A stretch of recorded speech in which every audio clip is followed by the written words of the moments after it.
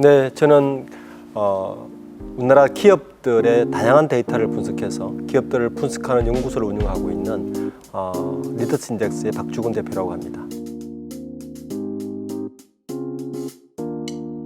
국내 주요 기업들과 굴지의 해외 기업들과의 가장 큰 차이를 꼽으라면 고용 세습이 맞을까요? 경영권 세습이겠죠. 정확한 표현. 네, 경영권 세습일 겁니다. 우리나라 기업들을 우리가 소위 재벌이라고 그러지 않습니까? 재벌이라는 말은 실제 우리나라의 언어이고 옥스퍼드 사전에도 재벌이라고 그대로 실려 있습니다. 소위 어떤 분들은 이 재벌의 문화가 일본에서 온 거 아니냐라고 생각하는데 일본의 대기업 재벌하고 우리나라 재벌이 약간 다릅니다. 그 차이는 뭐냐 하면 일본과 구조는 비슷한데 거기에 딱 한 가지가 더 붙는데 재벌의 플러스 가족입니다. 그러니까 철저하게 가족을 통해서 가족끼리 하는 형태의 기업의 지배구조, 이게 우리나라 재벌의 가장 큰 특징인데, 그러다 보니까 방금 질문하신 것 같이 우리나라 기업의 가장 큰 특징은 가족을 통해서 경영권 세습이 일어나고 있는 그 특징을 가지고 있습니다. 그럼 현재 국내 주요 그룹 총수들은 3세대 경영인 체제로 접어들게 된 상황이 맞나요? 우리나라에서 가장 오래된 그룹은 두산그룹입니다. 거기는 이미 5세대에 접어들었고 3세 혹은 4세로 접어들기 시작할 때입니다. 그러니까 대부분 우리 소위 말하는 10대 그룹은 한두 곳을 빼고는 이미 3세로 평균 3세로 접어들고 있고 우리나라 근대 역사하고 사실은 비슷하게 하죠. 우리나라 기업들의 역사는 20세기 초반부터 대부분 시작을 하고 특히 해방을 전후로 우리나라 대기업들이 태동하기 시작했기 때문에 역사적으로 보면 한 70년 가까이 됐죠. 평균적으로. 그러면 한 3세대, 4세대 정도로 넘어가는 정도에 있다고 보시면 될 것 같습니다. 네. 그렇다면 1세대와 2세대, 3세대의 특징과 차이점을 간단하게 분석해 주신다면요? 제가 지금까지 이렇게 분석을 해보고 연구를 해보니까 1세대와 2세대는 거의 비슷합니다. 왜냐하면 아버지가 창업하고 할 때 힘든 부분을 그 아들이 대부분 다 지켜봐 왔어요. 그러니까 배고픔도 알고 힘든 부분도 같이 느꼈고 그러다 보니까 1세대와 2세대는 거의 창업 세대로 봐야 돼요. 근데 3세대가 넘어오면서 이건 달라졌죠. 우리가 소위 말하는 금수저 계층이 생긴 거죠. 그러니까 3세대 분들은 어려운 시절에 대한 들은 기억은 있겠지만 체험적 경험은 없겠죠. 그러다 보니까 좋은 것만 보고 자랐고 플러스 그러다 보니까 약간의 특권의식 같은 게 있을 수밖에 없겠죠. 그래서 이제 우리가 소위 최근에 드라마에서 많이 나오는 뭐 재벌가 이야기들이 이제 많이 나오게 된 것이고 1세대, 2세대의 재벌가들의 특징은 이게 우리나라 자본의 역사하고 비슷한데요. 해방 이후에 우리나라의 자본은 제일 첫 자본은 어디서 쥐고 흔들었냐면 미국 군정에서 쥐고 흔들었습니다. 그래서 그 당시만 해도 미 군정의 일을 많이 따가는 게 빨리 성장을 했고 박정희 시대가 접어들면서 이 자본은 정부의 것이었어요. 그 당시만 해도 그 경제개발 5개년 계획 같은 걸 세우면서 이 자본의 힘이 정부가 주도하고 있었기 때문에 그래서 1세대, 2세대들의 특징 중에 하나는 사돈가들이 다 고위 관료입니다. 네, 고위 관료들끼리 사돈을 많이 그 혼맥도가 그렇게 그려져요. 그런데 이제 그 전두환 시대가 삼저가 지나면서 경제가 고속 성장을 하고 90년대 접어들면서 IMF 전까지 어떤 일이 벌어졌냐면 대한민국에서 자본의 힘이 정부의 힘보다 커지기 시작합니다. 그러니까 30대 그룹의 매출 자산이 정부의 GDP보다 뭘 같이 비교하는 절대적인 잣대는 아니지만 이미 역전상이 벌어져요. 그때부터는 이미 자본의 힘이 더 커지면서 3세, 4세 재벌가들은 정부 고위 관료와 사돈을 맺지 않습니다. 자기들끼리 사돈을 맺습니다. 소위 말하는 특권층이 생기게 되는 거죠. 그러다 보니까 이 3, 4세들은 그런 식의 특권의식이 많이 생길 수밖에 없는 구조가 되어 있었고 또 이분들은 그러니까 소위 학벌도 많이 다릅니다. 1, 2세대 재벌가들은 소위 말하는 뭐 경기고나 소위 그런 어떤 학벌이라면 3세대 이후부터는 대부분 해외 유학파들입니다. 예. 그러니까 유학을 갔다 와서 그렇게 경영 수업을 하고, 이분들은 제가 통계낸 것 중에 재밌는 것 중에 하나가 입사에서 임원까지 일반인들과 재벌가들 얼마나 차이 날까. 그러니까 일반인들이 대기업에 입사해서 임원을 달려면 평균 23년쯤 걸리거든요. 좀 빨리 달아도. 재벌가들의 평균 값은 한 4.2년 나옵니다. 그러니까 1, 2세대와 다르게 부모의 고생도 경험해보지 않았지만 회사에서도 고생해보지 않은 거죠. 입사해서 대리 달 때쯤에 임원돼 버리니까.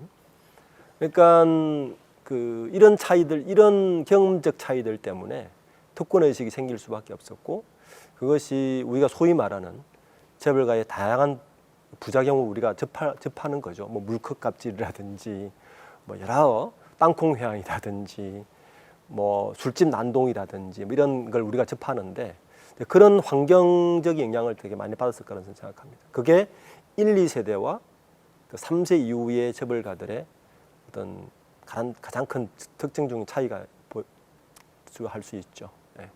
삼성 이야기를 한번 들어가 보도록 할게요. 삼성은 오늘날 재계 서열 1위, 브랜드 파이낸스에서 선정하는 글로벌 브랜드 가치 순위 500대 기업에서 2018년 기준 4위에 오르는 등 대단한 성적을 가진 기업입니다. 이런 평가들을 좀 차치하더라도 삼성이 우리나라에서 갖는 의미와 비중 등은 상당할 것 같은데요. 네, 상당하죠. 옛날에 이병철 회장이 살아있을 때 이런 말을 한 적이 있습니다. 80년대에 일본의 게이다렌하고 미팅을 갔을 때, 그 다음 80년대에 일본의 미쯔비시 그룹의 크기를 이야기할 때 이병철 회장이 이렇게 말을 했어요. 일본의 미쯔비시 그룹 하나가 한국의 1위에서 30위 그룹을 다 합친 것보다 크다라고 말한 적이 있습니다. 현재 삼성이 그렇습니다. 삼성그룹의 자산 규모가 나머지 하위 그룹을 다 합쳐도 비슷할 만큼의 규모가 된 게 삼성입니다. 우리 대학을 이야기할 때 서울대, 우리나라 대학은 2개밖에 없다고 하지 않습니까? 서울대와 서울대가 아닌 학교. 비슷합니다. 한국 경제 구조가 그렇게 됐어요. 우리나라 GDP 성장률이 매년 올해가 한 1.7%? 우리 정부에서 예상하는 게 1.2% 좀 하향 조정을 했지만 평균 한 3% 이내로 성장을 하지 않습니까? 그러니까 우리가 기업에서 GDP가 차지하는 비중을 뭘로 따지냐면은 그 기업의 부가가치를 GDP로 보는데, 영업이익 그리고 그 기업에서 지불하는 그 근로자들의 임금, 그 외에 뭐 세금 이런 걸 합쳐서 GDP라고 보는데, 제가 몇 년 동안 삼성그룹 전체가 한국 경제에 차지하는 GDP 비중을 한번 따져 봤는데 평균 한 3.5% 정도를 차지합니다. 이게 사람들 그거밖에 안 되리 생각하지만 이게 얼마나 큰 정도냐면요. 그러니까 GDP로만 비교하면 그래요. 매출 자산으로 비교하면 우리나라 GDP의 거의 비슷한 규모가 삼성이고, 순수 GDP라는 항목만 뽑아내서 비교를 해보면 한 3.5% 정도 되는데, 소위 그건 무슨 말이냐면 삼성그룹에서 영업이익을 안 내면 우리나라 경제 성장률이 마이너스가 됩니다. 그 정도 규모가 되는 거죠. 한 국가에서 한 그룹이 이 정도의 경제력을 차지하는 것은 전 세계적으로도 몇 나라 되지 않습니다. 그러니까 그 스웨덴 정도, 스웨덴의 발렌베리가 정도, 뭐 그게 오래됐으니까. 일본에도 그렇지는 않습니다. 일본의 가장 큰 기업은 토요타인데 토요타도 그 정도 규모를 차지하지 않고, 한국은 절대적인 규모라 보시면 돼요. 그게 우리나라에서의 삼성의 포지션이다 보시면 됩니다. 지금 삼성전자 이재용 회장이 현재 삼성그룹을 아버지인 고 이건희 회장 전 회장 뜻을 따라서 이끌고 있는 국면인데요. 이로써 승계 이슈는 좀 마무리됐다고 보면 될까요? 승계는 경영권 승계를 이야기를 하죠. 이재용 회장이 되었지만 실질적으로 그 지배구조 개편은 아직까지 한 8, 9분응선밖에 못 넘었다. 그렇게 볼 수 있습니다. 왜냐하면 두 가지의 삼성그룹의 아킬레스건이 있어요. 첫 번째 아킬레스건은 이건희 회장이 돌아가시면서 삼성의 지배 구조는 삼성물산이 가장 위에 있고 삼성물산이 삼성생명을 지배하고 삼성생명이 삼성전자를 지배하는 구조를 가지고 있습니다. 아까 우리나라에서 삼성의 입지가 이야기했듯이 삼성그룹 내에서는 삼성 직원이 이렇게 이야기를 하죠. 삼성에는 전자가 있고 후자가 있다.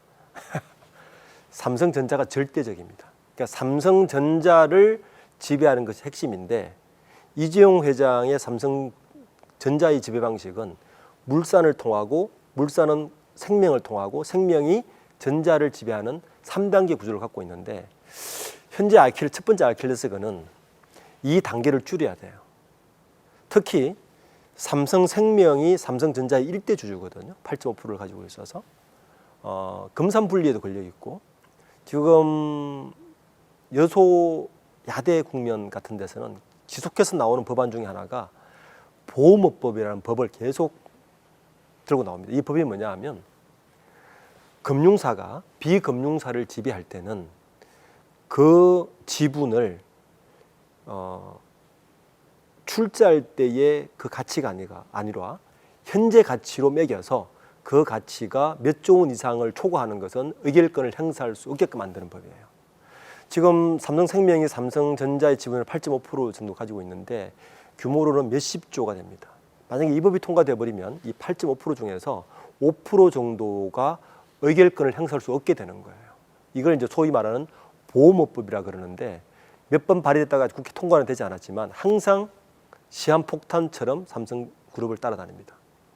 그래서 이재용 회장이 이건희 회장 사후에 경영권 상속을 통해서 물산 지분도 받고 생명 지분도 받았지만 이 생명이 전자를 지배하는 이 고리를 없애고 물산이 직접 지배하는 형식으로 가지 않는 한 항상 이 위험 요소는 가지고 있다. 그래서 삼성그룹의 지배 구조는 아직까지 완성되지 않았다가 첫 번째고, 두 번째는 여전히 상소 중이죠. 상소를 다 내지 않았기 때문에. 그리고 그 동생분들인 이부진 신라호텔 사장과 이서연 삼성복지회장 이사장의 지분도 여전히 있기 때문에, 그리고 어머니의 지분도 상당합니다. 홍나희 여사의. 또 어머니가 나중에 돌아가셨을 때 그 지분을 어떻게 할 것인가에 대한 이런 숙제도 남아 있어서 삼성그룹의 지배 구조는 아직 완성형이 아니다. 아직까지 몇 가지 해결해야 될 문제가 있다. 이렇게 봐야 됩니다. 이재용 회장이 최근 글로벌 바이오 CEO들을 만나면서 바이오 시장에 힘을 싣고 있습니다. 사실 삼성하면 반도체를 가장 먼저 떠올릴 정도로 반도체 기업이라는 인상이 좀 강한데요. 10년 전 바이오 사업에 진출하면서 글로벌 1위 CDMO 기업으로 도약한 바 있습니다. 삼성 우리는 삼성의 다음 먹거리를 바이오로 기억하게 될까요? 저는 아니라 봅니다. 삼성이 바이오를 시작한 건 반도체를 했기 때문입니다.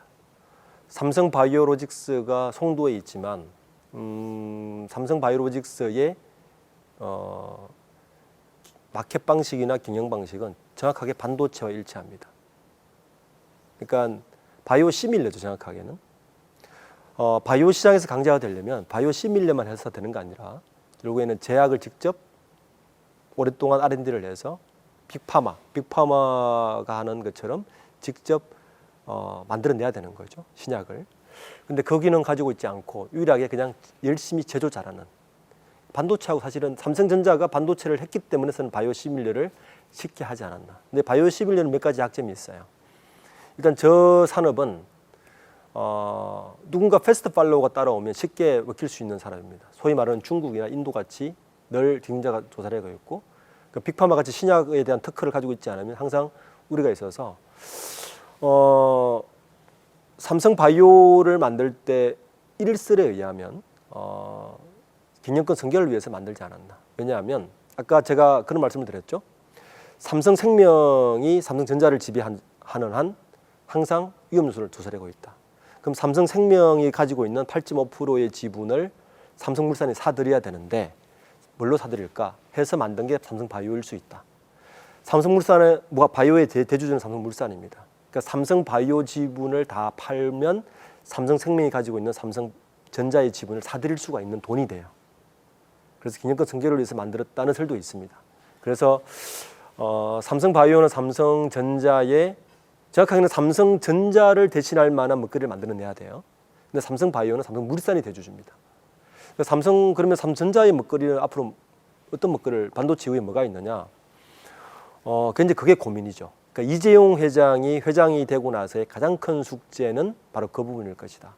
제가 기억하기로 2015년도에 이건희 회장이 쓰러지고 나서 제가 영국의 이코노미스트하고 한 3시간 정도 인터뷰를 하면서 가장 많이 받은 질문이 당신이 생각하기에 포스트 이건희 시대에 삼성이 어떻게 바뀔 것 같냐. 그러니까 이재용이 삼성을 리더했을 때는 삼성이 어떻게 바뀔까에 대한 질문을 그 당시에 많이 들었던 기억이 나는데 저는 이렇게 대답했습니다. 삼성전자라는 기업은 지금까지 그 테크놀로지 리더십을 통해서 굉장히 제조를 잘하는 기업이다. 그리고 전 세계적인 글로벌 CRM을 통해서 그 만든 제조를 잘 뿌려서 지금까지 성공의 가도를 지금 그나마 반도체 쪽이나 TV 쪽은 달리고 있는데 이런 비즈니스 모델을 그 다음에 할 수 있는 것을 찾아내야 되는데 아마 내 생각에는 이재용 회장의 경우에는 먼저 그거보다는 M&A를 먼저 하지 않을까라는 생각이 들었다. 그리고는 M&A를 바로 하더라고요. 사업을 정리를 하고 M&A를 했는데 그 당시 M&A한 게 하만을 인수했죠. 성공적이지 못했습니다. 사실은 많은 전문가들은 삼성전자의 다음 먹거리에 대해서 많은 그 우려와 고민을 나타냅니다. 반도체가 저렇게 사이클링을 타는 산업인데 파운드리까지 안정적으로 하지 못하면 삼재 다음 먹거리에 대해서 고민을 하죠. 왜냐하면 반도체가 너무 커요. 너무 커서 그걸 메꿀 만한 산업은 좀처럼 찾기는 쉽지 않습니다. 유일한 산업은 향후에 뭐 로봇이나 자동차 전장 같은 산업인데 아직 거기에서도 뚜렷한 형벌을 나타내지 않아서 삼성전자의 미래 먹거리는 늘 삼성전자 내에서도 더 고민이겠죠. 그분들이. 그런데 아직까지 두각을 나타내지 못하고 분명한 것은 삼성바이오는 그 정도의 규모는 아닐 것이다라는 생각입니다. LG를 생각했을 때 가장 먼저 생각나는 점은 한국의 재벌가 중에 욕을 좀 덜 먹는다는 점인데요. 이미지가 좀 좋은 편인 것도 같은데 이유가 있을까요? 안 싸웠잖아요. 일단 뭐 다른 그룹처럼 10대 그룹을 이렇게 보면 경영권 분쟁이 아니라는 곳이 없었죠. 형제 간의 싸움이 다 있었어요. 삼성도 있었고 현대차도 있었죠. SK는 뭐 본격적이지 않은데 아직 뭐 잠재해 있고 롯데도 크게 있었죠. 하나도 있었습니다. 그리고 뭐 대부분 다 있었습니다. 그런데 유일하게 지금 4세대까지 내려왔는데 큰 분쟁 없이 잘 분리했다. 우리가 소위 말하는 범 LG가라고 그러는데 LG는 구인의 회장하고 쿠씨와 흐씨가 만나서 만든 그룹입니다. 그래서 제일 먼저 2000년 초반에 LG와 GS가 갈라지면서 쿠씨와 흐씨가 갈라졌고 그리고 그 이후에 LG가 내에서도 그 형제들이 많았죠. 그래서 뭐 LIG, 그 다음에 LX, 요번에 LX가 갈라졌고 희성그룹 이렇게 해서 이게 갈라지면서 크게 잡음 없이 잘 넘어왔고 그것이 뭐 확장을 이뤘다. 그래서 조용해서 그나마 재벌가 중에서는 이렇게 안 싸우고 넘어가는구나 해서 모범적이라 그러는데 이번에 이제 한번 터졌죠. 이제 구광모 회장의 그 동생인 구현경 그 이제 LG 복지재단 이사장이 어머니 김영식 여사가 상속 과정에 문제가 경영권 문제는 아닙니다. 그러니까 상속 과정에 문제가 있어서 이건 바로 잡아야 된다라고 소송 중인 거죠. 네. 지금 말씀해주신 것처럼 지금 화합에 좀 금이 간 모습을 보이는데 경영권 분쟁에 대해서 그래도 우려하는 목소리들은 있어요. 네. 이런 사람들이 그러면 우려를 굳이 하지 않아도 되는 상황일까요? LG가는 기본적으로 집안에서 결정을 합니다. 그러니까 경영권 분쟁을 우려하는 것은 주주들이 뭔가 경영권 분쟁을 일으켜서 뭔가 문제가 생기고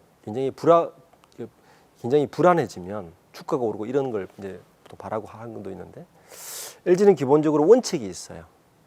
그러니까 가문에서 후계자를 이게 좀 그것도 현대인 분들은 조금 이해 안 되는 분도 있지만 가문에서 결정을 한다 원칙을 그리고 결정이 되면 따른다 이런 원칙이 있어 지금까지 왔는데 현재 그 김영식 여사 외 그 따님 두 분이 주장하는 것은 경영권 분쟁을 전제로 한 분쟁은 아니다라고 스스로도 이야기를 하죠.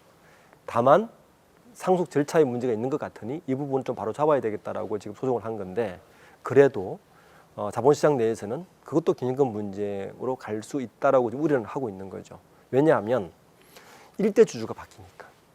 현재 구광모 회장이 일대 주주로 돼 있는데, 만약에 그 절차에 문제가 있다고 법원이 판단한 다음에 상속을 재분배하게 되면 현재 소송을 건 김명식 여사와 구현경 씨, 구현수 씨 세 모녀의 합한 지분이 그 구광모 회장의 지분을 앞서니까, 그러면 이건 약간 문제가 있을 수 있지 않느냐.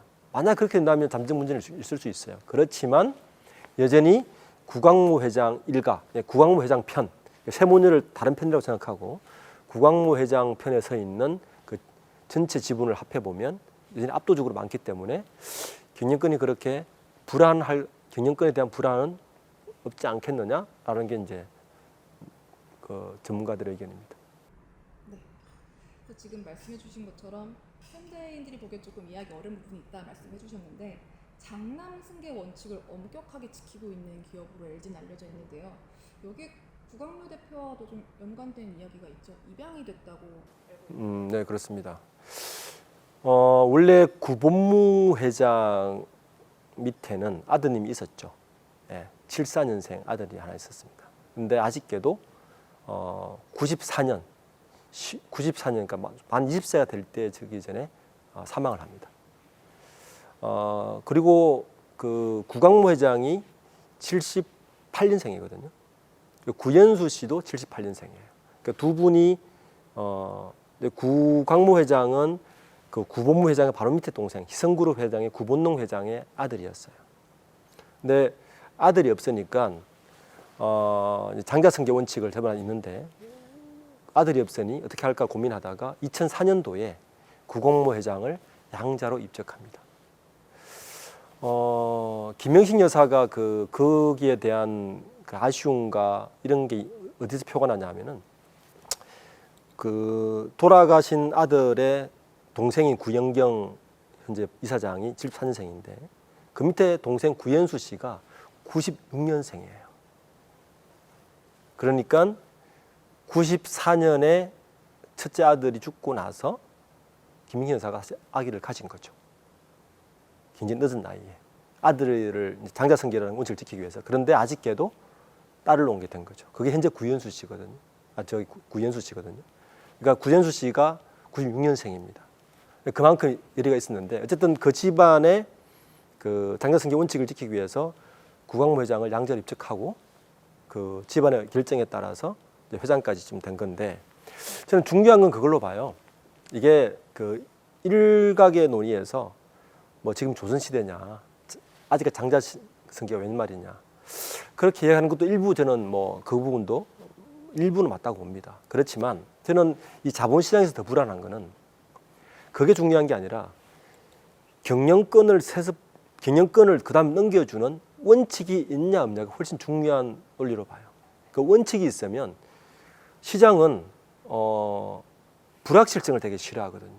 불확실성에 따라서 시장이 요동을 치는데, 원칙이 있으면 불확실성을 잠재우기 때문에 안정적으로 그 기업을 볼 수 있거든요.